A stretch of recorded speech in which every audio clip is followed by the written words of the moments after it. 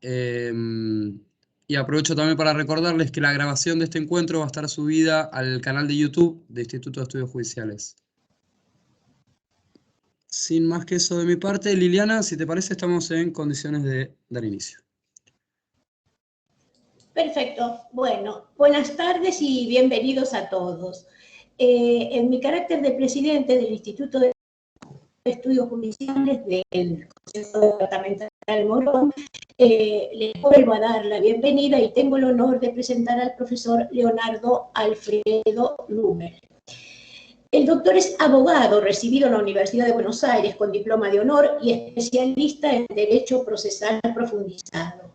También es profesor regular de la Facultad de Derecho de la Universidad de Buenos Aires, de la Escuela de Derecho de la Universidad Torcuato Di Tella, de la Universidad de Ciencias Empresariales y Sociales, profesor de posgrado de la especialización en Derecho Procesal de la Universidad de Buenos Aires y especialización en la función judicial en la Escuela Superior de Leyes de la Universidad de Morón. Actualmente se desempeña como vocal secretario del Comité Ejecutivo de la Asociación Argentina de Derecho Procesal y es miembro de número del Instituto de Derecho Procesal de la Academia Nacional de Derecho y Ciencias Sociales. Autor de artículos y libros de su especialidad, ha participado en congresos, jornadas, tanto como organizador cuanto como académico, y ha sido premiado en los años 2008 y 2009 con el premio al mérito docente por la Universidad Torcuato Di Tella. Bueno, doctor, lo dejo a usted en uso de la palabra y bienvenido nuevamente. Muchas gracias, doctora Ludueña. Gracias por la presentación y por las reiteradísimas invitaciones que, como recordábamos recién, me viene haciendo hace tantísimos años al Departamento Judicial de Morón, tanto a la Escuela de Leyes, como ahora se llama, cuanto a este instituto que usted preside. Además, compartimos hace también muchos años con la doctora Ludueña, como vocales, el comité ejecutivo de nuestra querida Asociación Argentina de Derecho Procesal.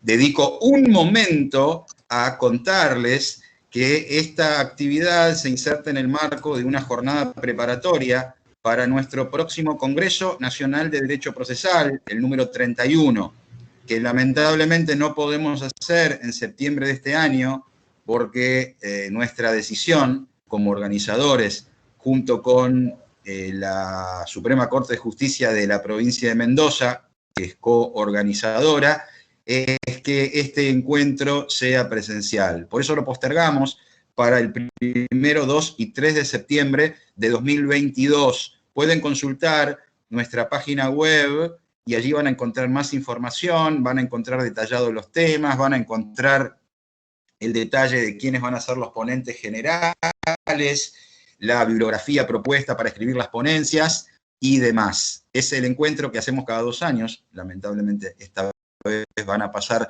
3 desde el anterior, que tuvo lugar en San Juan en 2019. Suelen ser muy convocantes y los temas son atractivos de interés para todos nosotros que somos operadores al servicio del sistema de justicia. Para terminar esta presentación, y no olvidarme al final, los invito a una nueva jornada preparatoria que va a tener lugar la semana que viene, el 7 de junio, a las 17 horas, y va a venir nuestro presidente de la asociación, el querido amigo Jorge A. Rojas, que va a tratar un tema muy atractivo desde mi perspectiva: incidencia del Código Civil y Comercial de la Nación, entre paréntesis, nuevo, por lo menos para mí, todavía nuevo, impacto en el proceso, gran impacto. Muy bien, voy a dedicarme al tema que hemos publicitado, el recurso de apelación en los procesos civiles, comerciales y de familia bajo el prisma del Código Procesal de la Provincia de Buenos Aires, en lo civil y comercial, y también el nacional, porque aplica también a nivel federal. De alguna manera, esta charla es una continuación de la que desarrollamos hace un año también en plena pandemia y con esta modalidad, aunque en aquel momento fue de 2 horas, donde abarcamos los medios de impugnación en el proceso civil y la apelación tuvo un pequeño capítulo. La verdad es que es un tema muy complejo. Le contaba a la doctora Ludueña recién que cuando yo empecé mi carrera docente hace largos, más de 30 años, en 1986, mi mentor, mi maestro, mi titular de cátedra fue el querido Enrique Falcón. Y yo empecé a dar mis primeras clases en grado en las comisiones en la UBA que estaban a cargo de él directamente. Y yo escribía, en máquina de escribir, mi boceto de la clase y él lo revisaba antes de que yo le expusiera. Y yo le insistía prácticamente del principio que quería dar este tema. Y él me decía, espera, es un tema muy difícil, es un tema muy complejo.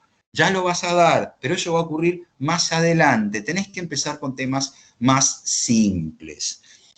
¿Qué es el recurso de apelación que el Código Procesal Nacional y el de la provincia trata a partir del artículo 242? Es un medio de impugnación del que disponen las partes para atacar las resoluciones judiciales con el objeto de que el superior, Cámara de Apelaciones, las revoque total o parcialmente por haber incurrido el juez de primera instancia en un error de juzgamiento.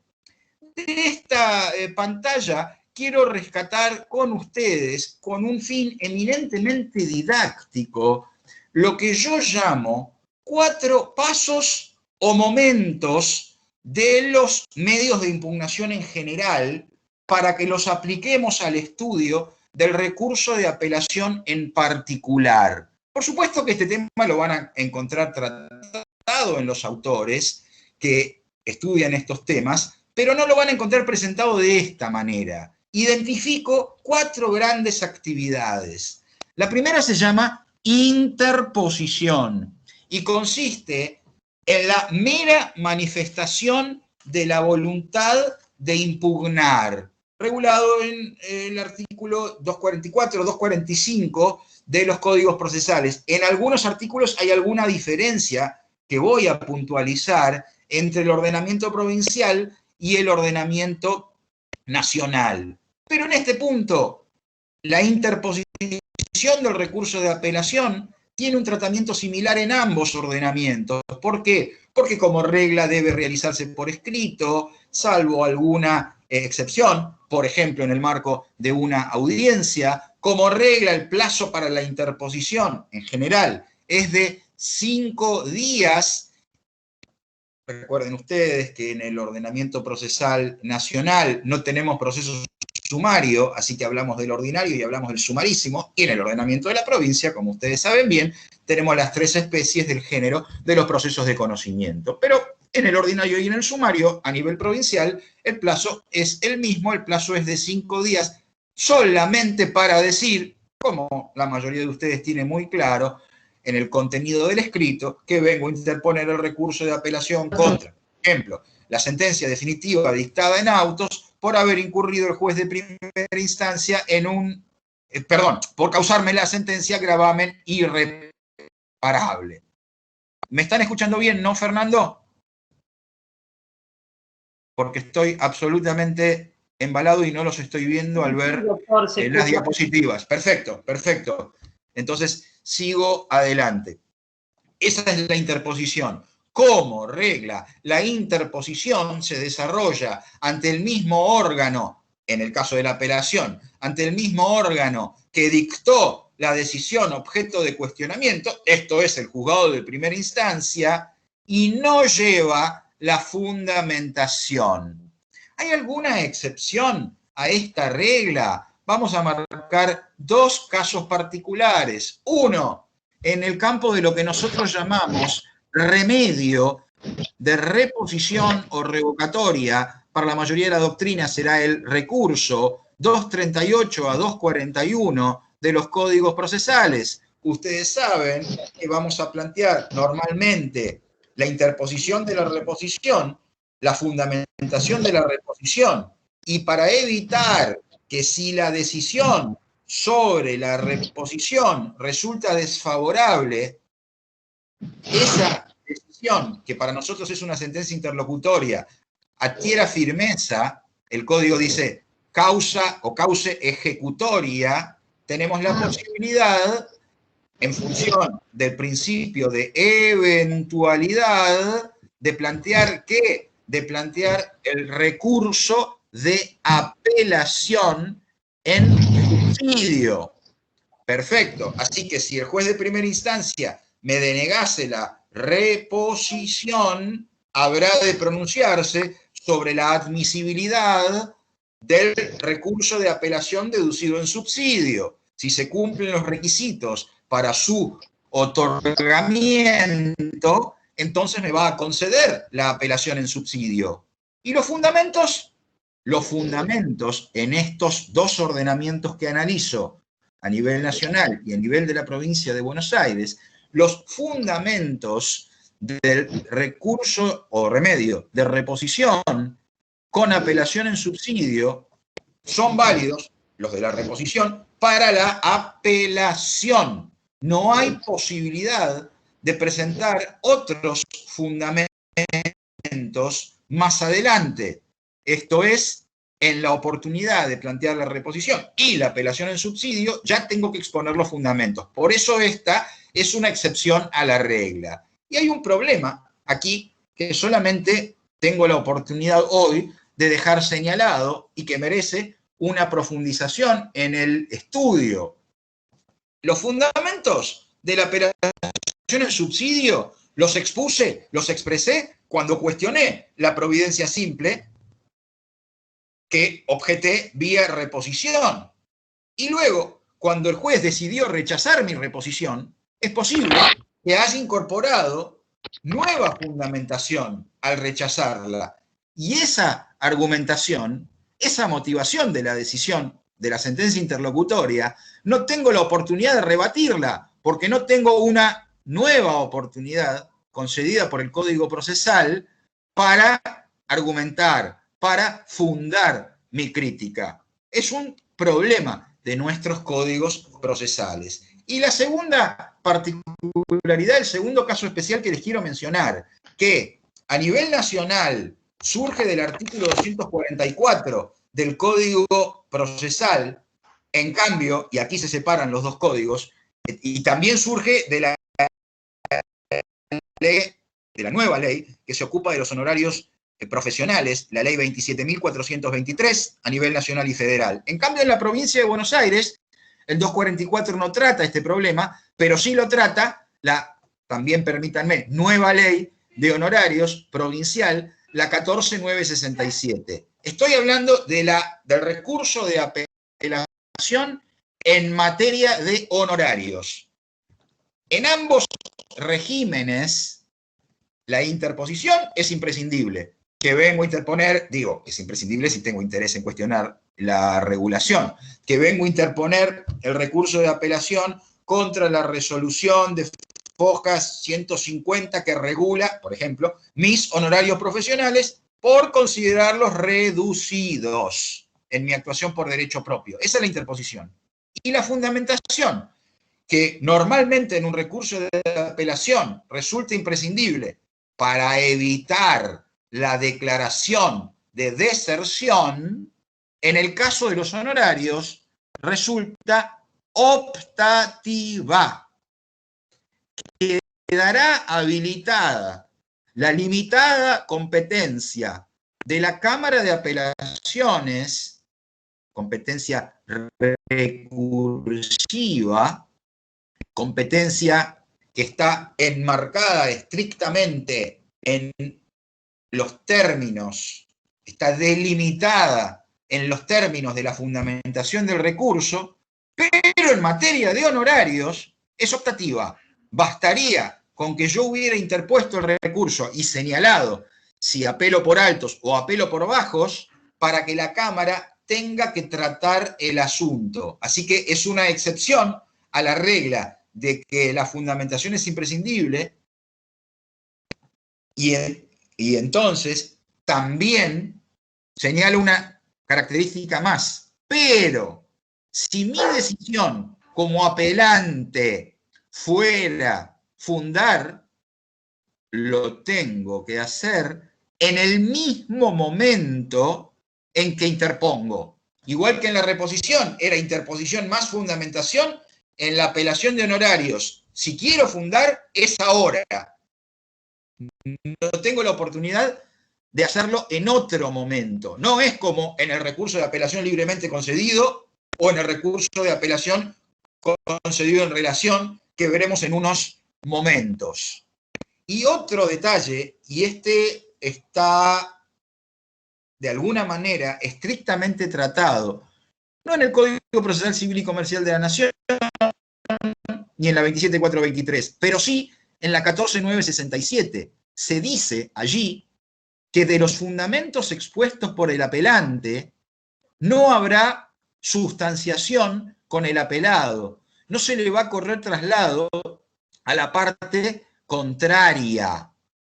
Ahora bien, comparto con mi querido titular en la UBA, Jorge Kielmanovich, que por más que la norma diga lo que acabo de plantear, el principio de contradicción o de bilateralidad de audiencia, un fundamental principio procesal que tiene su apoyo, que tiene su entroncamiento en el fundamento del derecho procesal, en el fundamento constitucional del derecho procesal, que reposa en el artículo 18 de la Constitución Nacional, como ustedes bien saben, la inviolabilidad, la defensa en juicio de la persona y de los derechos, exige o determina que corresponda correr traslado, algún evento especial, que corresponda correr traslado al apelado de la fundamentación ponemos en materia el de local, honorarios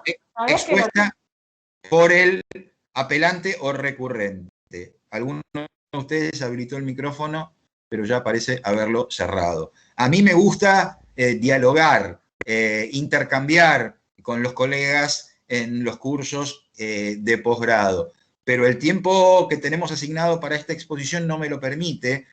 No obstante, voy a tratar de que quede un bloque de unos 10 minutos al final para revisar el chat y las inquietudes que ustedes hayan planteado allí.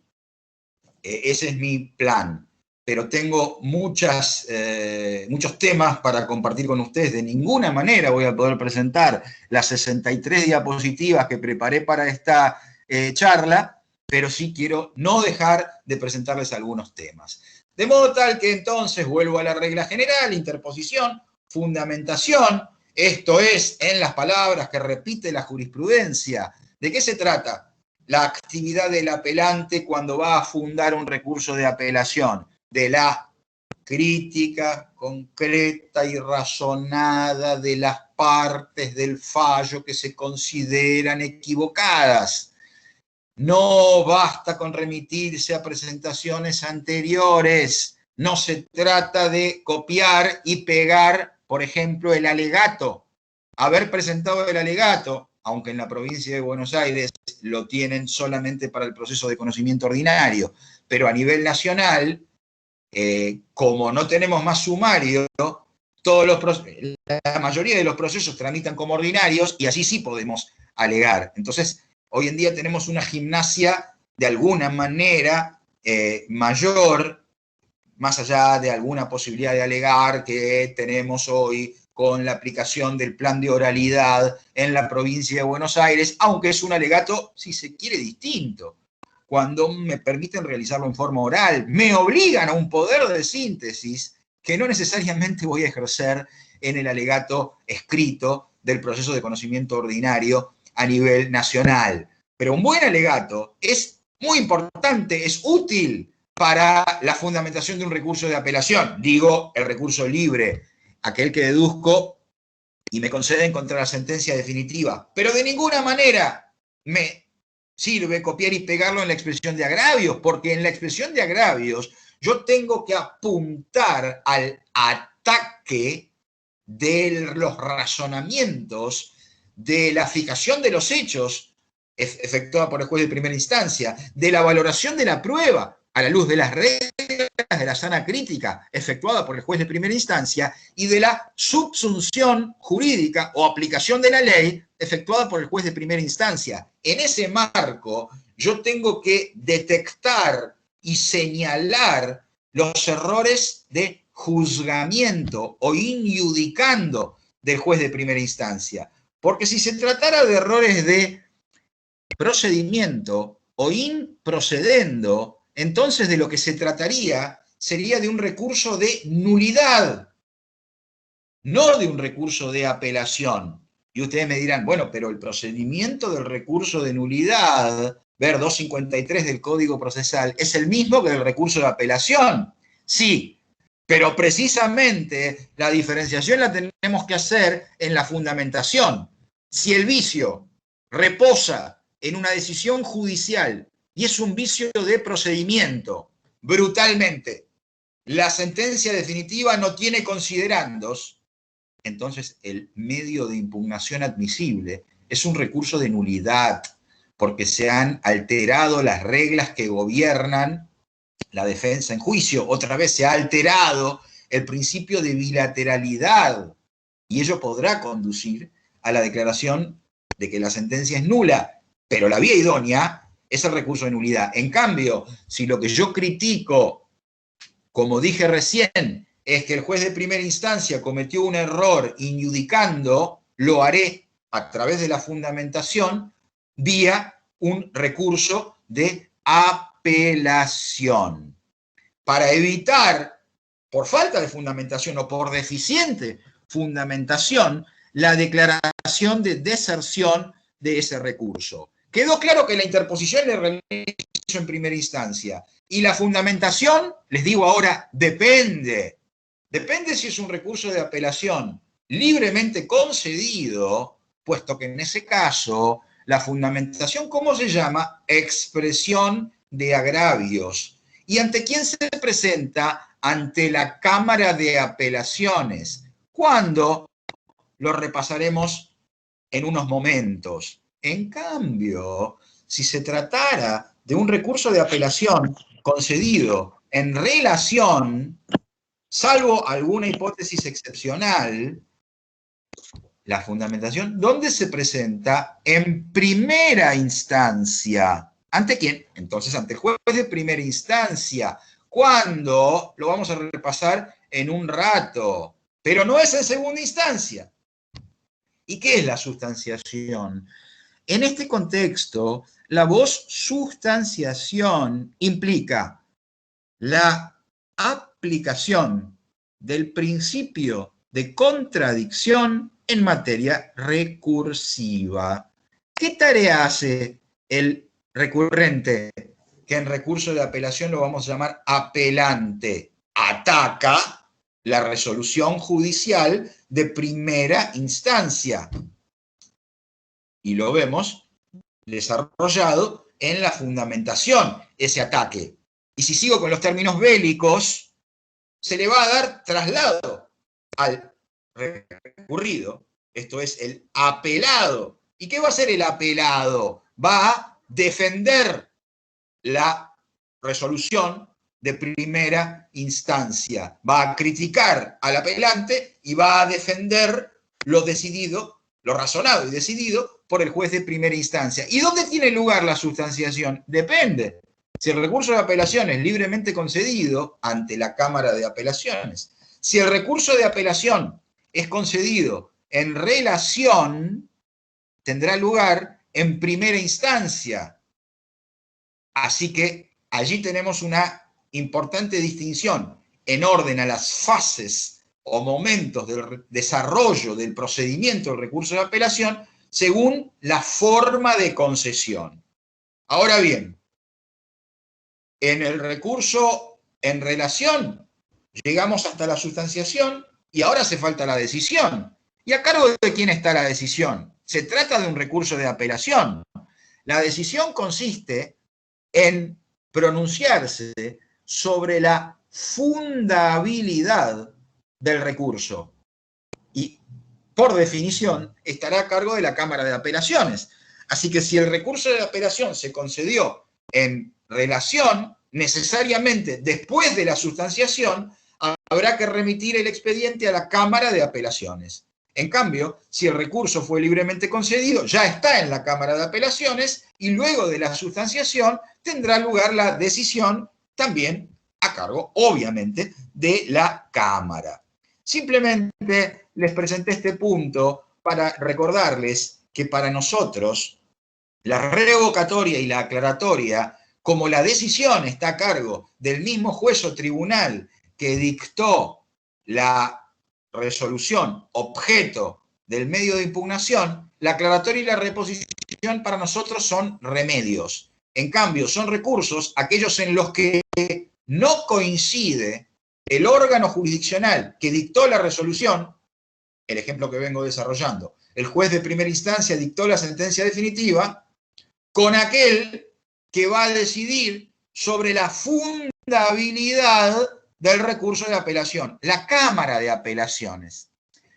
Y este es el ejemplo que vamos a tratar, el tema que estamos tratando hoy, el recurso de apelación, que es un recurso ordinario. No nos vamos a ocupar de los recursos extraordinarios, como en la provincia de Buenos Aires, el recurso de inaplicabilidad de ley, por ejemplo, de ninguno de los recursos extraordinarios. Ese no es un tema que nos va a ocupar un desarrollo en la clase de hoy. Nos vamos a concentrar en el recurso de apelación. Otro recurso ordinario será el recurso de nulidad. Ahora, yo usé una palabra 2 veces recién, que es la fundabilidad. Pero antes que la fundabilidad, hay que hablar de la admisibilidad. Esto es, ¿cuáles son los requisitos de admisibilidad en general de los medios de impugnación? Los que tienen en la pantalla. Pero vamos a concentrarnos en los requisitos de admisibilidad. Estoy salteando un tema que me resulta muy atractivo, pero quiero hoy concentrarme específicamente en recursos de apelación. El tema atractivo que estoy soslayando en este momento, simplemente les dejo la pregunta planteada, es la doble instancia ordinaria en los procesos civiles, comerciales, de familia y también laborales, constituye un recaudo que deba ser obligatoriamente respetado según la Constitución Nacional, según las convenciones internacionales y según nuestros códigos procesales. Un tema muy interesante que tiene un gran desarrollo y que de alguna manera es una asignatura pendiente. Solamente sintetizo un ensayo de respuesta que no necesariamente comparto. Según la mayoría de la doctrina procesal constitucional argentina y según la jurisprudencia de la Corte Suprema de Justicia de la Nación y la de la Suprema Corte de la Provincia de Buenos Aires, caso Incitari, la respuesta es negativa. Muy bien. ¿Cuáles son los requisitos de admisibilidad de la apelación? Son 2. Uno es la legitimación. ¿Quién está habilitado para deducir un recurso de apelación?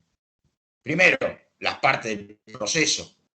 Segundo, los terceros, en la medida en que puedan verse afectados por la resolución judicial. Y allí tenemos un ejemplo claro a nivel nacional en el artículo 96 del Código Procesal, que tuvo la reforma del 2002 y que dice que el tercero citado a juicio en términos coactivos, conecto con el artículo 94, puede ser condenado. Y si ese tercero puede ser condenado, entonces claramente estará habilitado a deducir un recurso de apelación. En la provincia de Buenos Aires el punto puede presentar algún problema adicional, aunque yo diría que en general es admitida su apelación, puesto que el artículo 96 no está reformado, y entonces la norma dice que vale la sentencia contra él como una declaración, pero en principio, hay mucho para decir al respecto, no podría ser condenado. El tercero, pues, no fue demandado. No obstante, a mí me parece que, aún admitiendo que la sentencia produce efectos declarativos respecto de él, hay que considerar que lo afecta o lo puede afectar, y entonces habría que habilitar su recurso de apelación. No estoy hablando de la citada en garantía en los procesos de daños. No estoy hablando de una aseguradora, porque esa no es tercero en sentido técnico. La expresión citación en garantía viene del derecho comercial. Justamente dentro de una semana voy a dar una charla en este mismo instituto, pero en la sección de Trenkelauken, donde voy a tratar, entre otros temas, porque me voy a dedicar a los procesos de daños. Pero lo cierto es que la citada en garantía se coincide en general a nivel jurisprudencial, aunque ha habido discusiones en que está autorizada para deducir un recurso de apelación. Así que las partes, los terceros, el Ministerio Público, si interviene en el proceso, y los letrados y los peritos en función de su propio interés. ¿Y quién no podría? Bueno, por ejemplo, no podría deducir un recurso de apelación un acreedor de una de las partes, porque no lo va a afectar en forma directa la resolución. Entonces, primer requisito, la legitimación. Segundo requisito, que la decisión le cause un gravamen. ¿Qué es gravamen? La insatisfacción total o parcial que una resolución le causa al interesado. Y aquí, por favor, ¿me ratifican que me están escuchando bien? ¿Me hacen una señal de algún modo? Sí, doctor, se lo escucha. Bien, perfecto.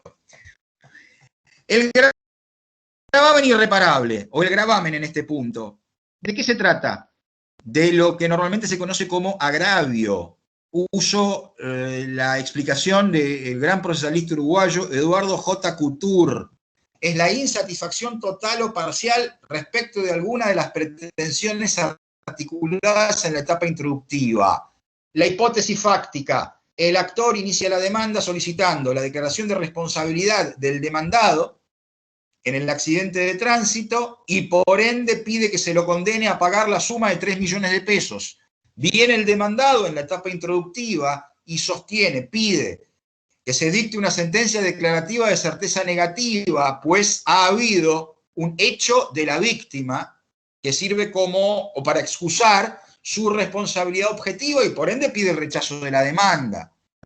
3 situaciones posibles. El juez declara responsable al demandado y lo condena a pagar íntegramente la suma reclamada, 3 millones de pesos. ¿Quién sufre gravamen? El demandado. Total o parcial es total. Por ende, ¿quién cumple con este requisito que lo habilita a deducir un recurso de apelación? Únicamente el demandado. Si se hubiera rechazado la demanda, el único que sufriría gravamen sería el actor, único habilitado para deducir el recurso de apelación. Si en cambio la sentencia de primera instancia declarara la culpa concurrente, ambos habrían sufrido un gravamen parcial y cumplirían con este requisito que los habilitaría, desde el punto de vista de la admisibilidad, a deducir y a que se le conceda un recurso de apelación. Y esto que parece tan elemental, no lo es tanto, porque si repasamos los repertorios de la jurisprudencia, vamos a encontrar casos donde este punto entra en crisis. Los pasos ya los repasamos recién: interposición, fundamentación, sustanciación y decisión. De manera que ahora tenemos que ingresar al tema, si se quiere, más complejo, o que puede traer mayores complejidades en la comprensión del procedimiento del recurso de apelación. Y por eso vuelvo a recurrir a las enseñanzas de Enrique Falcón, que dice: Los códigos procesales no son didácticos, ni el nacional, ni el de la provincia de Buenos Aires, de manera tal que un lector desprevenido, o un abogado, o un integrante del órgano jurisdiccional que no tiene training en el asunto y se pone a leer los códigos procesales, se pierde. Por eso nosotros presentamos el tema a través del concepto variantes del recurso de apelación y tratamos 3 ítems: forma de concesión, efectos y trámite. Y a partir de allí extraemos las que nosotros llamamos las reglas del recurso de apelación. Primero, tengo que definir a qué nos referimos con formas de concesión. A las 2 formas que los 2 códigos procesales que menciono, que presento, que repaso, dicen recurso de apelación libremente concedido, recurso de apelación concedido en relación. La verdad es que estas palabras son del castellano antiguo y no son, aunque los códigos las repitan, los códigos más modernos se empiezan a apartar de esta terminología. Pero los que nosotros tenemos vigentes la traen. Entonces, ¿de qué hablamos cuando hablamos de recurso libre y de qué hablamos cuando hablamos de recurso en relación? La verdad es que con formas de concesión exploramos la respuesta a la pregunta: ¿qué grado de conocimiento del asunto tendrá o podrá tener la Cámara de Apelaciones como órgano de revisión cuando le toca intervenir y expedirse sobre la fundabilidad? Como regla, es limitado. Así que sería más prolijo decir el recurso de apelación se concede en forma limitada, en vez de decir en relación. ¿Qué quiere decir limitado? Que la Cámara solo podrá tener en cuenta las pretensiones, los hechos y los medios de prueba que ha tenido a la vista el juez de primera instancia. Mientras que el recurso concedido libremente, ¿por qué no decimos el recurso de apelación se concede en forma amplia? Entonces la Cámara no tiene estas restricciones, tiene la posibilidad, 260 del Código Procesal Nacional y 254, y fundamentalmente 255 en realidad, del Código Procesal de la provincia de Buenos Aires, la Cámara tiene la posibilidad de tener a la vista hechos nuevos de segunda instancia, prueba documental nueva en segunda instancia, medios de prueba que hayan sido desestimados o que hayan sido, o sobre los cuales hubiera habido declaración de negligencia en primera instancia. Podrá haber en la Cámara una limitada etapa probatoria e incluso podrá haber alegatos en el procedimiento en la segunda instancia. Eso solo en los casos en que el recurso de apelación se concede en forma amplia. Fíjense, de lo dicho, ¿y cuándo se concede en forma amplia? ¿Y cuándo se concede, o sea, libre? ¿Y cuándo se concede en relación? Extraemos esta primera regla. El recurso de apelación se concede libremente solo contra, en la provincia, la sentencia definitiva del proceso de conocimiento ordinario, pocos casos, y sumario, muchos casos. De modo que en todos los demás supuestos, nosotros sabemos que el recurso de apelación se concede en relación. Así que podríamos esta regla decirla de otro modo. El recurso de apelación se concede en relación, salvo que se trate de sentencia definitiva en el ordinario y en el sumario. ¿Cómo se concede contra las interlocutorias? En relación. ¿Cómo se concede contra una providencia simple que cause gravamen irreparable? En relación. ¿Cómo se concede? En los pocos casos en que podría concederse en un juicio ejecutivo o en la etapa de ejecución procesal forzada, en relación. Segundo gran tema, los efectos del recurso de apelación. Respondemos a la pregunta: ¿la interposición de un recurso de apelación paraliza la ejecutoriedad de la resolución? Por ejemplo, una sentencia definitiva de primera instancia. Esto es, durante el trámite de la apelación, el condenado tiene que pagar, tiene que cumplir o no. Bueno, como ven y saben, hay dos variantes. El recurso de apelación se puede conceder con efecto suspensivo, esto es, detiene el cumplimiento de la sentencia, y ustedes van a encontrar en el Código Procesal a nivel nacional y en el de la provincia de Buenos Aires, la expresión, no la que yo puse en pantalla, la expresión, el recurso de apelación se concede con efecto devolutivo. Y otra vez atrasamos 200 años. Si yo a un alumno de grado, cuando le explico este tema, le pregunto, ¿qué te parece? ¿Qué significa? Que no leyó el tema como suele pasar antes. ¿Qué crees que significa devolutivo? La verdad es que la palabra no refleja el fenómeno. ¿Por qué no llamamos a las cosas por su nombre? Si el recurso de apelación se interpone, pero la resolución debe cumplirse igual, el efecto es no suspensivo. O como dicen algunos códigos modernos, el recurso de apelación se concede sin efecto suspensivo. ¿Y cuál es la regla? Voy a, por razones de tiempo, subsumir la segunda y la tercera. El recurso de apelación se concede con efecto suspensivo, salvo que la ley diga lo contrario. La regla general es el efecto suspensivo. Cuando se concede libremente, siempre es con efecto suspensivo. Cuando se concede en relación, será con efecto suspensivo, salvo excepciones previstas legalmente, y damos dos ejemplos típicos, aunque hay algunos más. Como ustedes saben, en el proceso de familia por alimentos, la sentencia que concede los alimentos, aun cuando el demandado interponga el recurso de apelación, debe cumplirse según los códigos procesales, según el Código Civil y Comercial de la Nación. Ejemplo claro.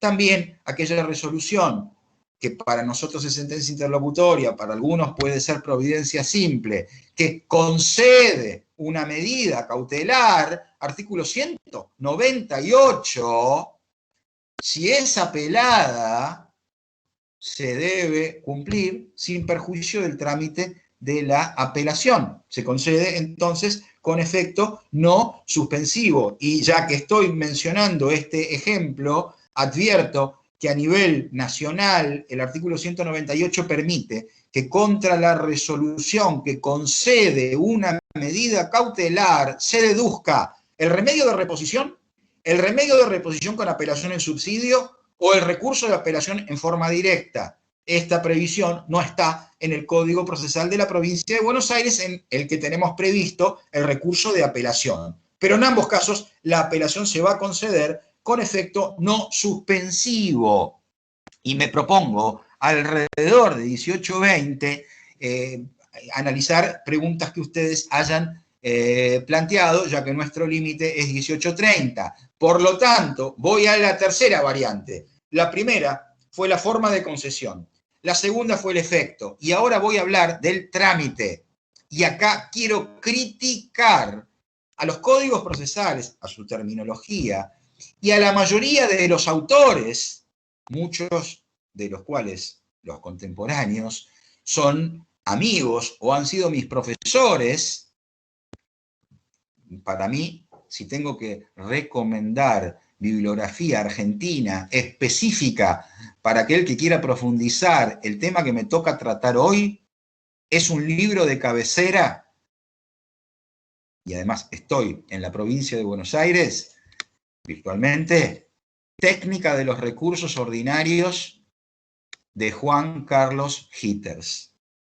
Del mismo modo que para recursos extraordinarios, Técnica de los Recursos Extraordinarios. Es una obra de la que en su momento aprendí mucho. Y digo que critico porque ustedes van a encontrar que muchos autores van a hablar del efecto suspensivo y del efecto devolutivo y del efecto inmediato y del efecto diferido. Y esto lleva a confusión. Inmediato y diferido no son efectos, hacen al procedimiento y hacen al análisis de los 4 pasos o momentos que presenté al principio. Cuando el trámite es inmediato, los 4 pasos o momentos se desarrollan uno tras otro, sin solución de continuidad. Ejemplo, sentencia definitiva de primera instancia que condena al demandado. Entonces lo notifican. Entonces dentro de los 5 días se interpone. Luego el órgano jurisdiccional se pronuncia sobre la admisibilidad. Concedo el recurso de apelación libremente, con efecto suspensivo y con trámite inmediato. Luego se remite el expediente a la Cámara de Apelaciones, se sortea la sala. Luego se le notifica la erradicación de sala por cédula. Luego tiene en la provincia de Buenos Aires 10 días en el ordinario y 5 días en el sumario para presentar la expresión de agravios. Luego viene la sustanciación y luego viene la decisión. No hubo pasos que no tuvieran que ver con la actividad recursiva o impugnativa. Eso es trámite inmediato. Y esa es la regla general que se aplica en todos los casos cuando se concede libremente. Y como regla también cuando se concede en relación. O sea, solo aplica el trámite diferido cuando la ley expresamente lo prevé. Un ejemplo es la resolución que rechaza un hecho nuevo, y otro ejemplo en el que me detengo un momento es el caso del artículo 69, de diferido, del Código Procesal. Esto es, si se dicta una sentencia interlocutoria, por ejemplo, en la etapa introductiva, que se pronuncia sobre una excepción de previo y especial pronunciamiento. Yo, por la demandada, opuse la excepción de cosa juzgada. Luego de sustanciarla, el juez de primera instancia la rechazó y me impuso las costas. Decido consentir la decisión en cuanto al rechazo de la excepción de cosa juzgada, pero quiero cuestionarla en cuanto al régimen de imposición de costas para postular que pude creerme con derecho a plantearla y que debían haber sido impuestas por su orden o en el orden causado. Aquí el recurso se va a conceder, el de apelación, en relación con efecto suspensivo, pero con trámite diferido. ¿Y esto qué quiere decir? Quiere decir que cuando me lo conceden, luego no vienen inmediatamente las actividades del recurso de apelación que vimos antes, fundamentación, sustanciación y decisión. No fundo ahora, no se sustancia ahora, no se va a cámara ahora. Continúa tramitando el proceso normalmente. Estoy en la etapa introductiva, vendrá la etapa probatoria y la etapa conclusional.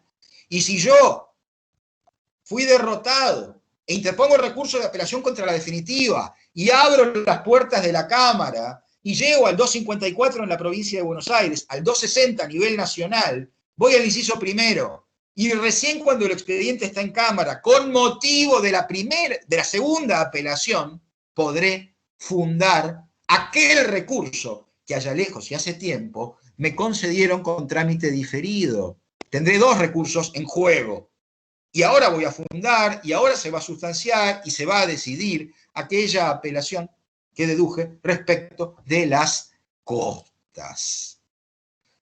Bien, tengo muchísimos puntos más que me interesaría tratar con ustedes, pero es la hora en la que me gustaría ver si tengo alguna pregunta o alguna cuestión en el chat.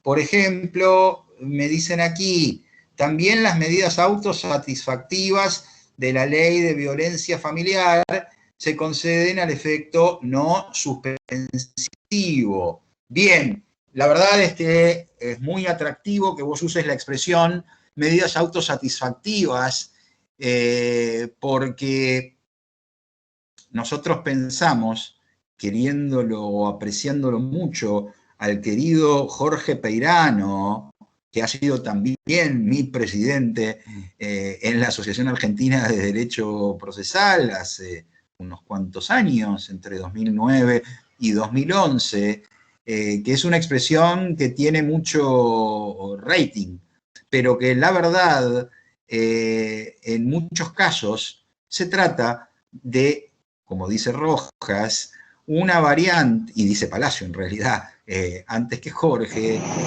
una variante del artículo 230 del Código Procesal Civil y Comercial. Esto es, en muchos casos, las medidas cautelares son accesorias de un proceso principal.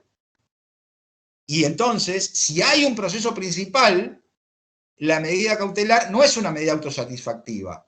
Hay pocos casos de medidas autosatisfactivas, pero si nosotros las consideramos una especie de las medidas cautelares, como es nuestra idea, coincido con vos, es un ejemplo de que la apelación tiene un efecto no suspensivo, para no profundizar en esa disquisición.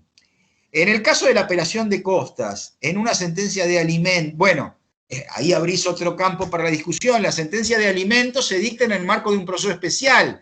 En general se la considera una sentencia definitiva. Pero lo cierto es que si solo se apelaran las costas, cuando las costas están en una sentencia definitiva, entonces el tratamiento que le damos es que tengo que interponer la apelación contra esa sentencia y luego tengo que fundar, y en principio, si están en una definitiva, van a tener trámite inmediato. Ahí la diferenciación la tenemos que hacer en el caso de la sentencia de alimentos con el efecto. El punto central es que el efecto aquí será no suspensivo, y no dije que en este caso hay que abrir el incidente de apelación, porque tramitará en primera instancia y en segunda instancia el expediente en paralelo. En un caso desarrollaré las actividades tendientes al cumplimiento de esa sentencia, aún apelada, y en otro caso desarrollaré el procedimiento del recurso de apelación. Sí, doctora Bergani, pero que lo diga la ley, que lo diga el legislador, que exprese, que diga medida autosatisfactiva, no me da ninguna tranquilidad científica. Muchísimas leyes, muchísimos códigos procesales, ver por ejemplo San Juan, confunden la terminología. Si te interesa profundizar este tema, podés leer Sistemas Cautelares Atípicos de Jorge Rojas. Bueno, si se puede obtener la grabación de la clase, nos decía antes Fernando Fasano que va a quedar en el YouTube, en la página de YouTube del Instituto de Estudios Judiciales. Bien, podría reseñar brevemente la apelación adhesiva.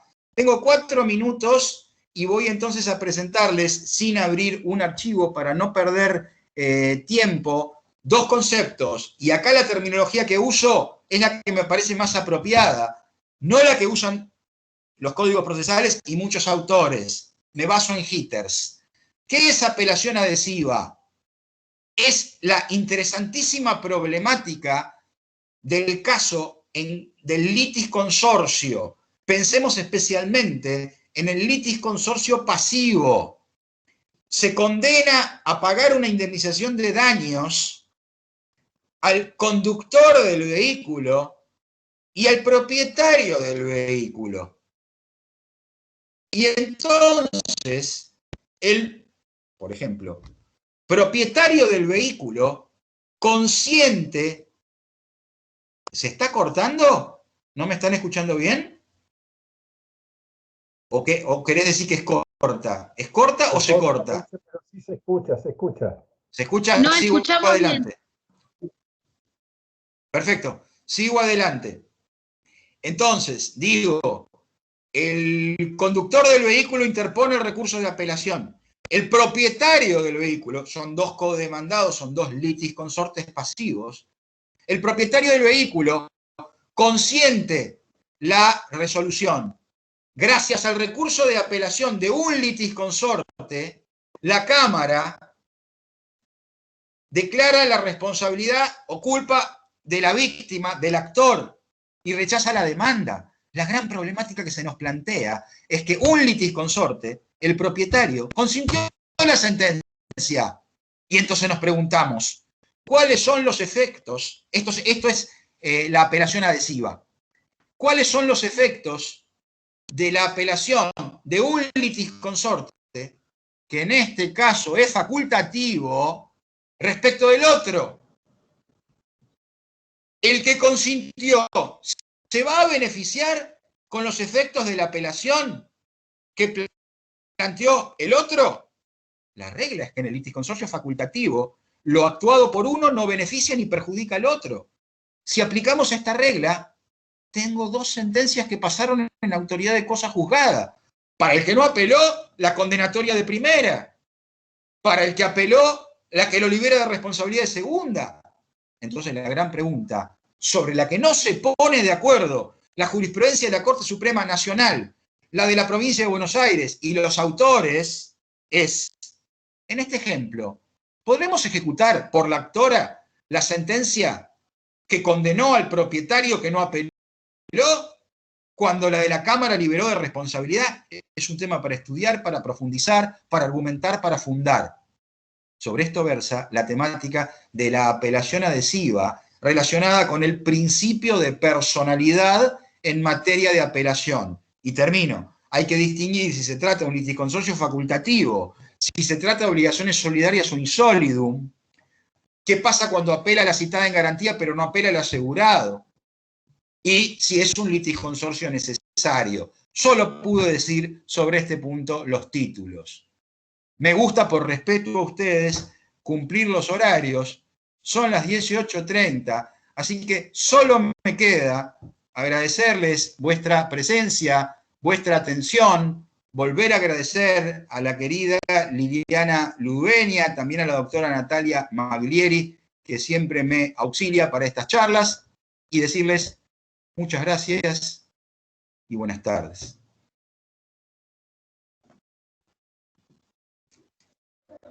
Buenas tardes.